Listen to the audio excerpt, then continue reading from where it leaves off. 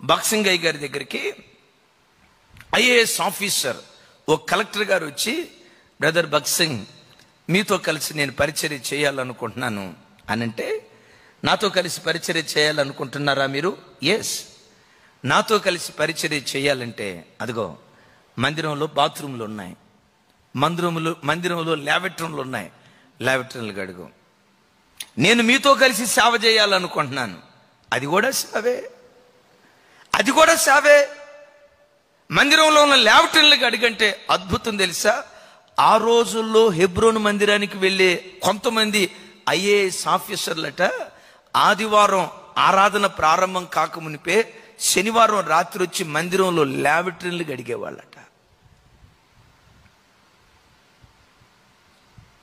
మందిరంలో బాత్రూములు గడిగేవాళ్ళట. చీపిరి కట్ట పట్టుకొని మందిరాన్ని ఊడ్చేవాళ్ళట. విచిత్రం తెలుసా? ఆరాధన అయిపోయిన తర్వాత భోజన కార్యక్రమాలు జరుగుతూ ఉంటే ఆ భోజన కార్యక్రమాల్లో ఇస్తర్లు ఎత్తేసేవాళ్ళట. 1-2 పర్యాయాలు ఐఏఎస్ ఆఫీసర్లో ఇస్తర్లు ఎత్తేస్తా ఉంటే ఒక మాట అన్నారట, ప్రభు క్షమించండి.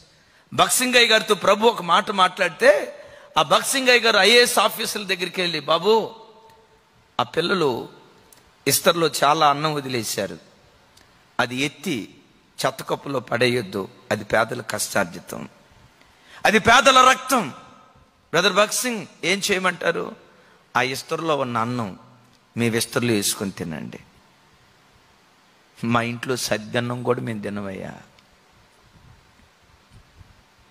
మేము తినగా మిగిలిపోయిన ఎంగిలి మెతుకులు మా ఇంట్లో పనివాళ్ళు తింటారు.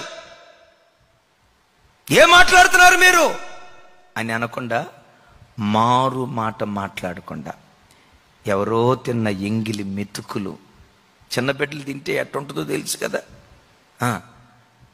చిన్నబిడ్డలు అన్నం తింటే ఎట్లా ఉంటుందో తెలుసు కదా. నోట్లో ఉన్న అన్నం సగం ఇస్తరాకులో పడుతుంది, ముక్కులో ఉండాల్సినటువంటి పాములు ఇస్తరాకులో పడతాయి. బిడ్డలారా, అంత అసహ్యంగా ఉన్న అన్నం సేవకుడు చూస్తూ ఉండగా తిన్నారు. ఇది యేసుక్రీస్తు సారూప్యం. సంఘానికి వచ్చే ఏ వ్యక్తి అయినా చివరికి దైవ సేవకుడితో సహా ప్రధానత్వాన్ని కోరుకునేవాడిగా కాక, మీ మందిరంలో ఓ బాత్రూములు కడిగేవాడిగా నేను ఉండాలి, లాబరేటరీలు కడిగేవాడిగా ఉండాలి, మందిరం ఊడ్చేవాడిగా ఉండాలి.